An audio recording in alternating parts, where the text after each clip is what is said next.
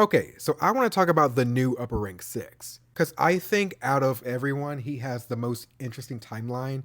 Because not only does he have connection to one of our trio, Zenitsu, but he also has ties to a Hashira before he was a Hashira, which is Gyomei, the Stone Hashira. And the reason why this is so interesting because this now raises the question on when, like, what exactly transpired and where in the timeline does he fit in terms of who he met first, what made him want to go one way or another. But one thing at a time, let's go ahead and talk about the actual timeline of Kaigaku for a second.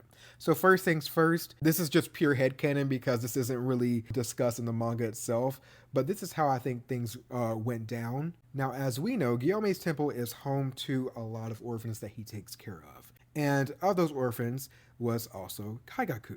And if you didn't see my past video going over the Taisho secrets, basically what ended up happening is Kaigaku was stealing from the temple, and the other kids found out and forced him outside, lied to Gyomei saying that he was asleep. And of course, Gyomei's blind, so he just took their words at face value. And while they were all sleeping that night, Kaigaku runs into a demon.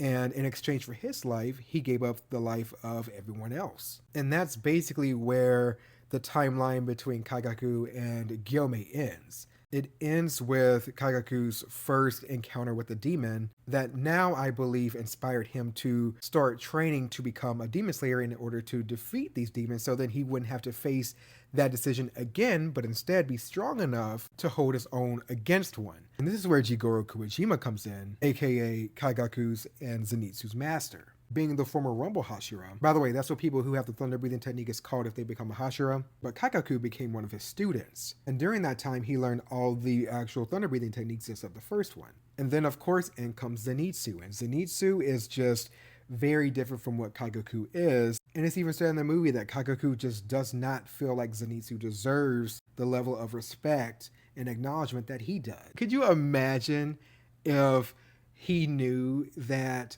not only did Jigoro like Zenitsu, but also Zenitsu was liked by Gyomei, the person that he betrayed before he even met Zenitsu. And not only that, he was trained by him too. It's so crazy to me that, like, this was honestly, I think this is one of those opportunities that I believe that I wished the author capitalized off of. And I know, you know, in terms of these three, none of them actually had any conversations because they hadn't really needed to, because Himejima, he doesn't know a thing about Zenitsu's past. He doesn't know a thing about, he doesn't even know that Kaigaku was upper rank 6.